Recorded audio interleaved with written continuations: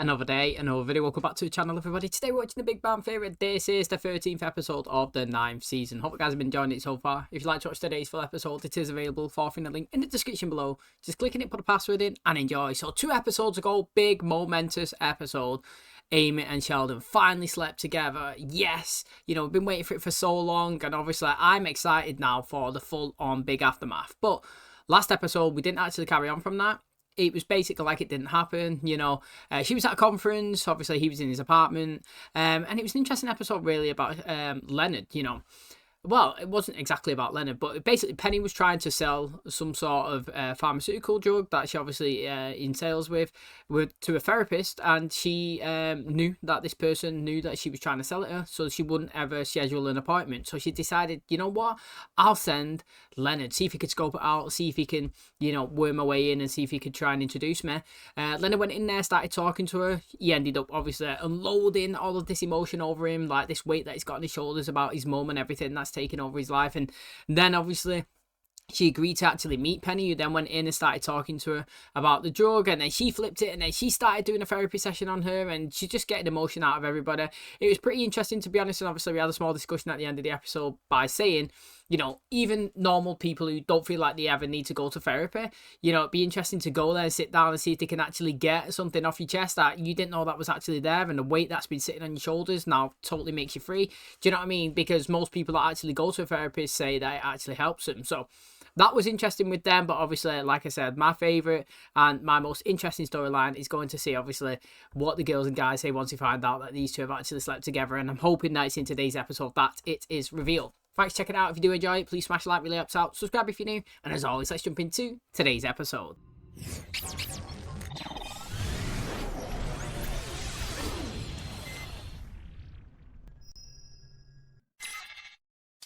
So I saw a movie trailer the other day. How could Batman possibly fight Superman? I mean, isn't that dumb? Batman's got a lot of money. Maybe he builds a suit that can do everything Superman can do. I've seen that movie. It's called Iron Man. What is happening? I don't know. But it's beautiful. Now Ben Affleck is Batman? Oh, he was great in Shakespeare in Love. We could do a double feature with the Leonardo DiCaprio, Romeo and Juliet. Oh, I love me some Leo. And it's gone. Now, I am happy to report I'm feeling much better. Glad to hear it. I'll be able to return to work tomorrow. Yay. Well, why isn't everyone happy? Really don't know why. No, but I knew that his yay was sarcastic. It's not bad for a guy whose last bowel movement sounded like rain on a roof. Penny, rub Vicks on my chest. You can rub your own chest. Sure, grope every other man on the planet, but draw the line with me. I brought you a little care package from work. It's our latest antiviral and the best decongestant we make. I hope laughter is the best medicine, because this care package is a joke. He's just offended everyone. Sheldon, stop being a baby and let Emily take a look at you. She's a dermatologist. I went to medical school. In that case, try removing the irritating patch of brown skin standing next to you. Leonard, I'm dying. I asked for chicken noodle. This is chicken and stars. It's killing me. I never did get that chicken noodle, did I? Hi, Sheldon. Hello. Are you feeling any better? Physically, yes. But I'm upset because everyone's mad at me for no good reason. Why don't you tell me what happened, and in a gentle, loving way, I'll explain to you why you're wrong. You know how when you're sick, you're allowed to be cranky and say whatever you want and other people's feelings don't matter? Gentle and loving, this is going to be tricky. That's not a time to verbally abuse my loved ones. When is? When you're sick, you can be unbearable. You know, I'm not the only one who's unpleasant when they're sick. When Penny got food poisoning, she threw up so loudly I could barely hear the television.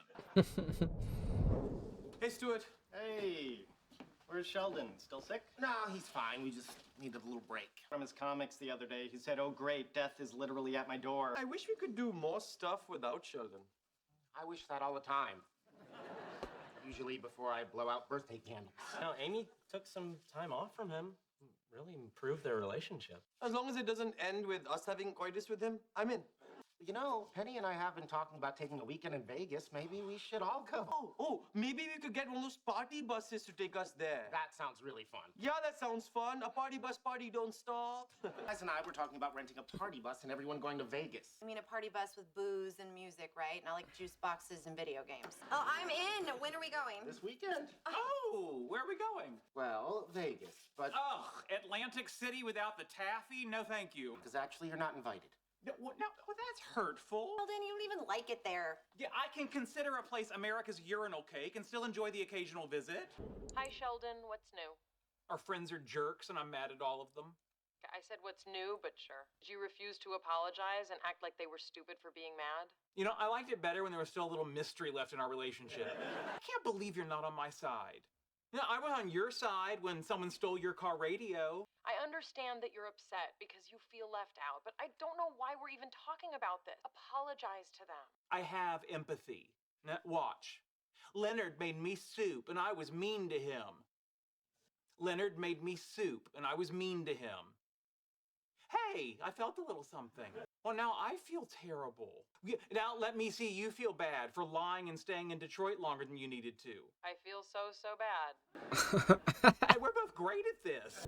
Do you know what? That is actually the first time we've seen Sheldon say something like that, and I think physically mean it. You know, like, that is true what she's saying. He's not empathetic at all. Like, he knows, like, he literally was the one that said, when you're sick, you're allowed to be mean to everybody. So he knew that he was being nasty to all of his friends that was actually trying to be nice to him, and he didn't care about their feelings at all. He was kind of trying to find a way to justify that he could be selfish and nasty to them, and that's obviously not right, is it? You know what I mean? And if you look at other situations in the show as well, just like the time he was creating an app, for example, and he tried to dethrone Leonard as the lead, do you know what I mean? And he went to Penny and he was speaking to her, and she was saying, then just learn how, I think it was Penny or it might have been Amy, but she's just saying that just learn how to lie in a way that, you know, they think that you're telling the truth. It's like, you always say it when you're a kid and your parents say, go over there and tell that person you're sorry. You know what I mean? Like, even if you're not sorry, you just do it because it's the right thing to do. Do you know what I mean? In certain situations, like, you might not even feel the words or empathy for the person that you're telling it to, because you might feel like you was actually right. You know, there's many situations where you know, I've been in a life where I've said something and somebody's got upset and I'm thinking, bloody hell, do you know what I mean? You got upset off that. That's proper snowflake. You know what I mean? Like, literally what was said was nothing. You know what I mean?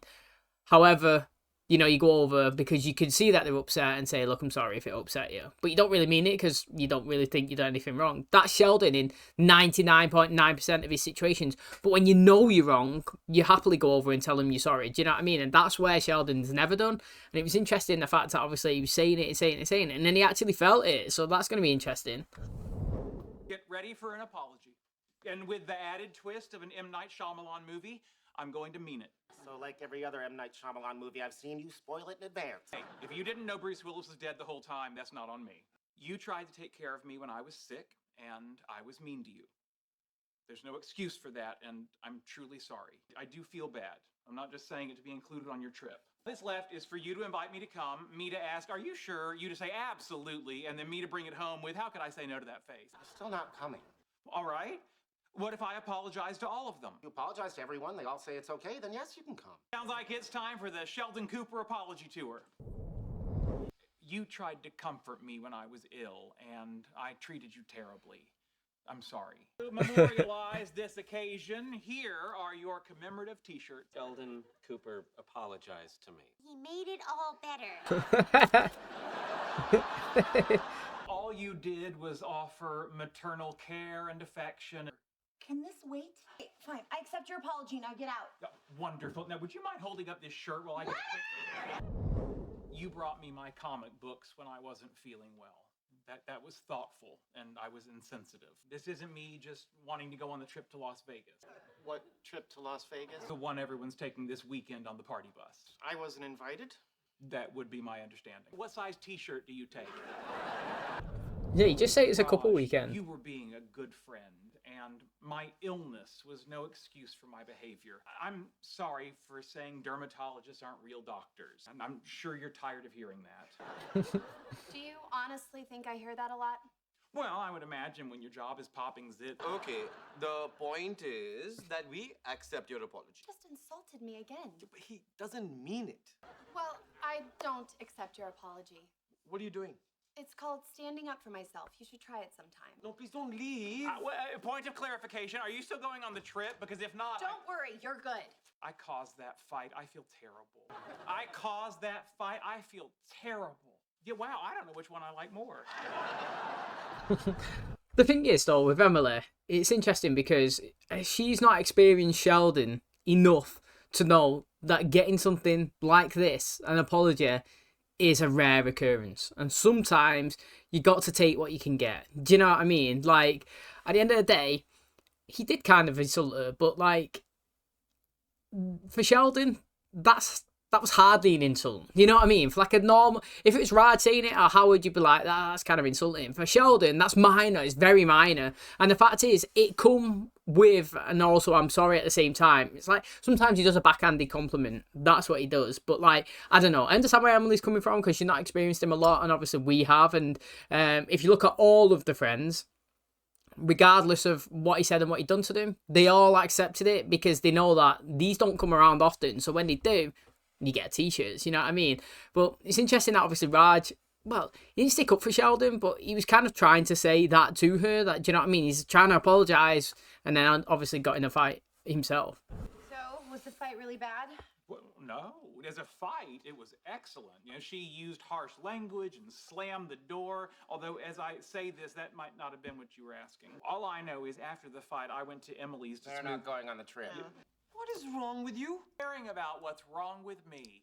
That is some top shelf empathy. You went to Emily's to apologize, and when you left, she was crying. Is she okay?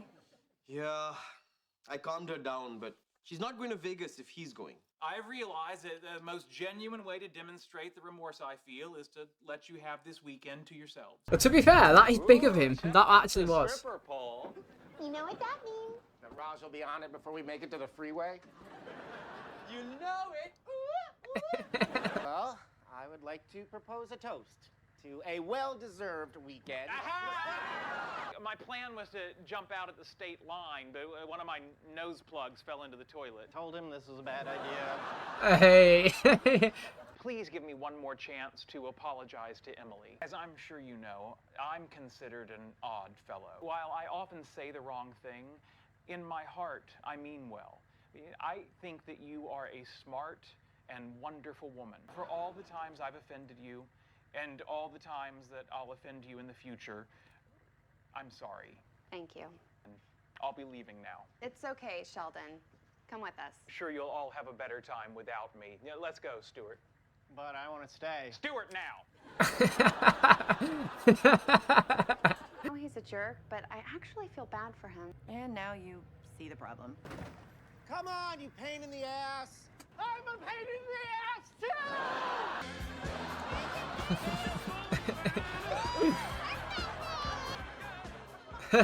Do you know what? How can you not think that? Like, if you used to pick a friend, you would probably want Raj to be your friend. Like, I said it all the time, but like, he is just a good vibe. Like, to be honest, he's hardly ever negative. He's hardly ever down. I mean, the only time he was down was when he was lonely. You know what I mean? And to be honest, you can have empathy for somebody. You know what I mean? Like, the guy is seeing all of his friends in happy, stable relationships, having a good time, and he's singled out on his own with his dog, and he's feeling lonely. And you can't really blame it. And if he was down, it's acceptable. But like, in terms of being a friend, he's great. He's always wanting to be there for people. He always consoles you. Do you know what I mean?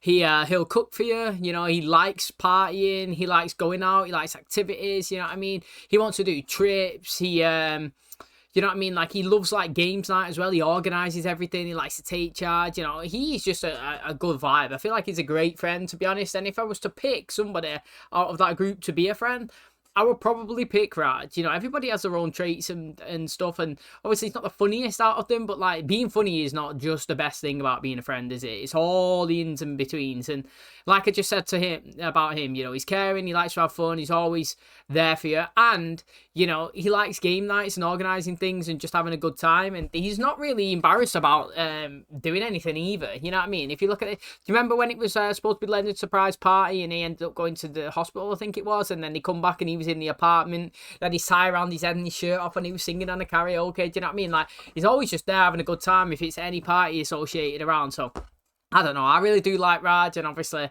it's good that, well, he packs things up with Emily, but it's good that Emily's in it a little bit more as well, I've got to say, because do you remember when she was kind of first introduced and she had friction with Penny and she was kind of jealous that they kind of maybe had a thing or not, and then you know, then she was in it sporadically, but like not really with any of the group, and now she's slowly being integrated with the team, which is actually really good.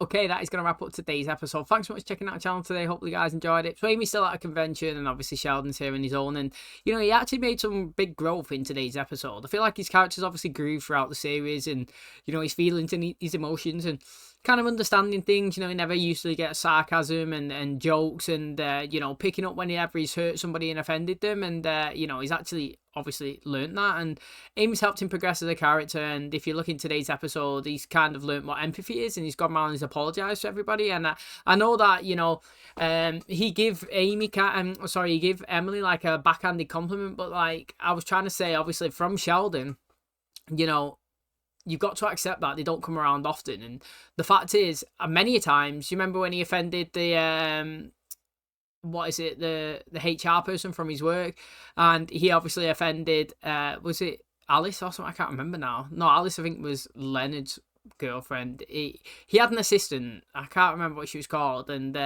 you know, he offended her when he was talking about, you know, having the feelings for Leonard. It all comes from a place of goodness, to be honest. I don't think that he ever has maliciousness in anything that he says. He might say stuff that's offending, but he doesn't mean it that way. It's just that, like he was saying, I'm an odd fellow. And I like the fact that he actually understands that he's kind of a little bit different to everybody else as well. So, like, you know, it's not as if, like, he takes offence to everything that people say, because he kind of acknowledges that the way he interprets situations and reads things is not as everybody else would. And, you know, when he actually breaks it down and he's honest like that, you know, people accept him, and everybody accepted his apology, and Emily obviously accepted his second apology when obviously he's kind of like heart was on his sleeve and he was saying it as it is. And, you know, I like the fact that he said, you know, I apologise for anything that I've said that has offended you, and I apologise for anything in the future that'll offend you, because we all know that that is definitely coming. Do you know what I mean? So that was decent, big character growth. I thought he was going to come on the bus and say bazinga and say that he wanted to be there, but he actually come on, just apologised and got off, you know what I mean, willingly as well, you know, didn't even kick up a fuss. So big steps for him, and obviously it was really good. Thanks for checking out today's episode. Hopefully you guys enjoyed it. If you did, please smash like, really helps out. Subscribe if you're new, and as always, I'll catch you in the next one. Cheers, guys.